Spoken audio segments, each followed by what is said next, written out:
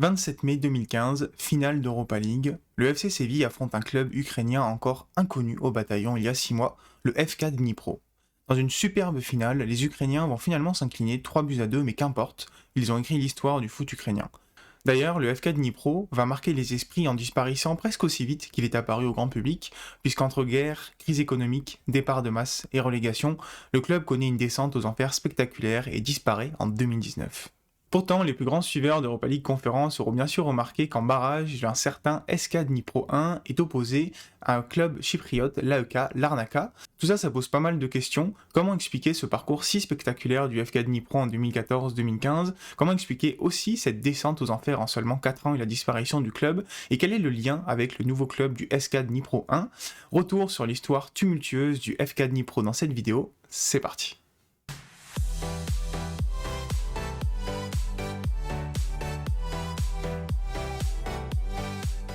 Salut à tous, j'espère que vous allez très bien. Moi je suis très content de vous retrouver pour une vidéo qui me tient particulièrement à cœur parce que ça fait des mois que je la prépare, que j'ai envie de vous parler de ce club assez incroyable, le FK Dnipro. Je vais vous raconter tout ça, mais avant toute chose, je tiens à remercier le compte Twitter de la mi-temps ukrainienne qui a accepté de répondre à mes questions. Et je vous mets également en source un superbe article de Footballski qui a quelques années et qui expliquait plus en détail la descente aux enfers du Dnipro. Moi je vais vous raconter un résumé parce qu'en fait il s'est passé plein de choses et vous trouverez toute l'histoire là-dedans.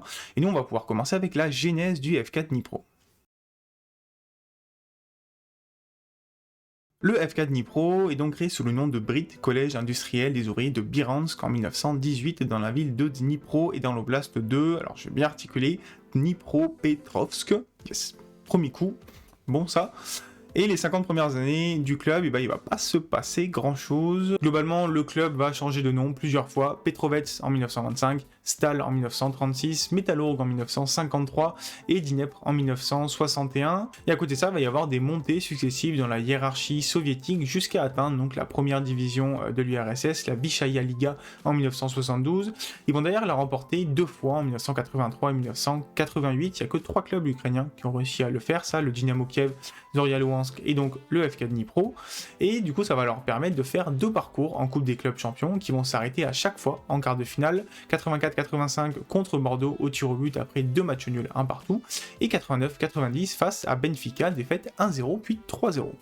Bien donc l'année 1992 où, suite à la fin du bloc soviétique, c'est le championnat ukrainien qui est créé et derrière les 2 mastodontes que sont le Dynamo Kiev et le Shakhtar Donetsk, le FK Dnipro va s'imposer comme la 3e force du plateau. C'est simple, entre 1992 et 2017, le club ne sort que 2 fois du top 6 et va régulièrement se qualifier pour des Coupes d'Europe. Alors avant les années 2010, il n'y a pas grand chose à noter, c'est souvent des tours préliminaires, un 8ème de finale en Coupe de l'UEFA 2004-2005, mais sinon rien de bien incroyable. Et puis arrivent les années 2010 avec d'un côté la création de la Ligue Europa qui remplace la Coupe de l'UEFA et de l'autre surtout un cercle vertueux qui va commencer pour le FK Dnipro à l'accent espagnol puisque un certain Juan de Ramos va devenir le nouvel entraîneur du club.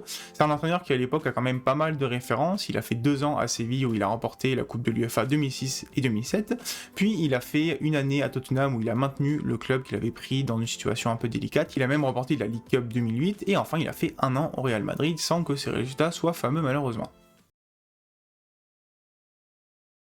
Ramos, il arrive à imposer ses idées, il emmène quasiment le Dnipro au sommet de l'Ukraine puisque le club retrouve la 4ème place pendant plusieurs saisons et va même chercher la 2ème place en 2014. Et sur la scène européenne, le Dnipro va commencer à se faire un petit nom puisqu'ils vont passer un premier cap, celui de passer 2 fois consécutivement la phase de groupe. Ils s'arrêteront ensuite à chaque fois en 6ème de finale, mais on peut noter par exemple la saison 2012-2013 où ils sortent d'un groupe où il y avait notamment le PSV Eindhoven et le Napoli. À l'été 2014, Juan de Ramos doit quitter le club pour des raisons familiales, il est remplacé par un Ukrainien, cette fois-ci Miron Markevich, qui va en fait aller cueillir les fruits plantés par son aîné. Ce dernier, il a fait quand même une longue carrière dans le foot ukrainien, pour notamment 10 ans au Metalist Kharkiv, qui a été 2ème en 2013 et qui est quand même un club assez important en Ukraine. Il a aussi été sélectionneur du pays en 2010. Et c'est le moment de vous parler de quelques joueurs notables de cet effectif en 2014-2015. En fait, il y en a surtout 2 que vous allez connaître. Ça va être Kalinic, qui a fait une belle carrière en Italie ensuite, et Konoplyanka qui aura fait les beaux jours de Séville et de Schalke 04.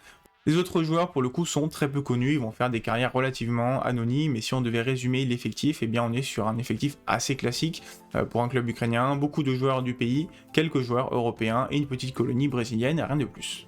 Mais c'est un collectif qui joue ensemble depuis des années et qui va s'adapter à une situation assez particulière, puisque au début de la saison 2014-2015, eh bien, la guerre du Donbass fait rage, donc dans une zone où il y a le Dnipro, et du coup ils vont délocaliser leur match à domicile dans la ville de Kiev, mais ça ce sera pas un problème, sachant aussi que le club est connu pour avoir des supporters avec le sang très très chaud. Certains clubs, notamment l'AS Saint-Etienne, s'en souviennent, donc ça fait que se déplacer au Dnipro, que ce soit à Kiev ou à Dnipropetrovsk, eh bien c'est toujours difficile pour n'importe quelle équipe. Et si en championnat la saison va relativement bien se passer, 3ème place assurée pour le Dnipro, c'est sur la scène européenne que le club va se faire un très grand nom. En phase de groupe, il tombe avec donc l'AS Saint-Etienne. Normalement, c'est une phase de groupe que les Verts doivent se rappeler, malheureusement pas pour les bonnes raisons, mais également l'Inter Milan et Karabag. Après 3 matchs, la situation est très délicate, seulement 1 point marqué, on peine à croire qu'ils vont sortir de la phase de groupe, mais finalement, ils vont réussir à créer l'exploit avec un petit coup de main de l'arbitrage.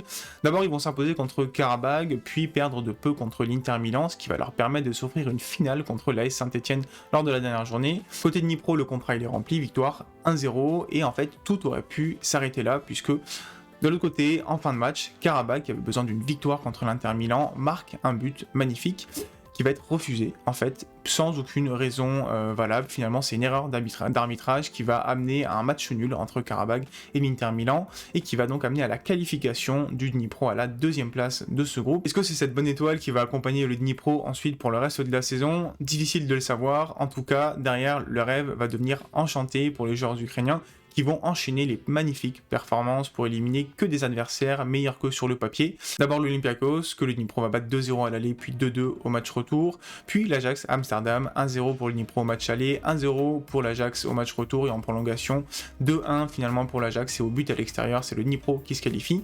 Puis le FC Bruges, battu 1-0 à l'aller, qui ne pourra pas s'imposer au match retour 0-0. Et enfin, c'est le Napoli qui va faire les frais de la magnifique épopée ukrainienne, un partout au match aller, et puis au match retour, le Dnipro s'impose dans une ambiance énormissime, 1-0 et se qualifie pour la finale. On arrive donc à cette finale incroyable face au FC Séville à Varsovie le 27 mai 2015. C'est l'apogée de l'épopée du FK Dnipro, et c'est un match en fait que les Ukrainiens vont pas passer loin de gagner, puisque d'abord c'est Kalinic qui va ouvrir le score à la 7ème minute, puis les Sévillans vont se réveiller, marquant 2 buts en première mi-temps par Krychowiak et Carlos Bacca. Finalement, c'est Rotan, le joueur ukrainien, qui va marquer un second but pour le club ukrainien, qui va remettre les compteurs à 0. Et en deuxième mi-temps, eh bien, le FCCI va laisser parler son expérience, et avec un deuxième but de Carlos Bacca, va s'imposer 3-2. Qu'importe pour les joueurs du FK Dnipro, qui au-delà de la défaite auront permis une parenthèse enchantée pour l'Ukraine, qui était touchée par la guerre depuis un an dans le Donbass. D'ailleurs, si toute l'Ukraine va se prendre de passion pour le parcours du FK Dnipro, eh bien c'est pas les seuls, hein. Moi le premier, j'étais enchanté par ce parcours magnifique qu'avait connu le FK Dnipro, et surtout je savais pas qu'à l'époque ce club que j'avais découvert il y a seulement quelques mois allait disparaître si vite. Le 27 mai 2015 en fait, c'est l'apogée d'un club qui va descendre aux enfers juste après. Et je crois que c'est le bon moment pour vous parler d'un homme qui va être au centre de toute cette histoire du FK Dnipro, c'est l'Ukrainien Igor Kolomoïski. Il faut savoir que depuis la chute du bloc soviétique, ce sont de richissimes oligarques qui sont à la tête des principaux clubs en Ukraine. On a par exemple Akad Bragin, puis Rinat Akhmetov pour le Shakhtar Donetsk, évidemment les frères Surkis pour le Dynamo Kiev, et donc Igor Kolomoïski pour le Dnipro. Bon, pour la suite, je vais l'appeler Igor par souci de simplicité. Igor, né en 1963, fait des études d'ingénieur, mais va préférer se lancer dans le business, principalement d'import-export pour commencer. Des ordinateurs, des minerais, des métaux, ou encore des produits pétroliers qui vont lui permettre de s'enrichir un petit peu. Et puis à la fin des années 90, il crée un groupe Privat qui va regrouper toutes ses activités, dont une nouvelle, celle de la banque Privat Bank, qui permet en fait d'avoir des prêts pour les petits entrepreneurs, gros risques mais gros rendements associés. Si bien que de 99 à 2003, via également le rachat d'entreprises, il va devenir très très riche, notre Igor, plus de 3 milliards d'euros. Et donc si bien qu'il va se lancer dans les années 2000 dans le rachat de clubs dans le sport. Au niveau du foot, il va commencer par essayer de racheter le Maccabi Tel Aviv, mais ça va pas fonctionner de peu. Il va donc se concentrer sur l'Ukraine, avec d'abord le rachat d'un club de basket, le BC Dnipro, et puis un club de hockey, le HC Budivelnyk, et enfin donc le FK Dnipro au début des années 2000. Donc tout se passe bien pour Igor pendant plus de 10 ans avec le Dnipro, avant cette fameuse année 2014 et donc l'invasion du Donbass, qui va avoir pas mal de conséquences pour lui parce que c'est un de ces oligarques ukrainiens qui décide de financer des milices privées en réponse à la mauvaise gestion de l'armée ukrainienne. Ça va lui coûter pas mal d'argent.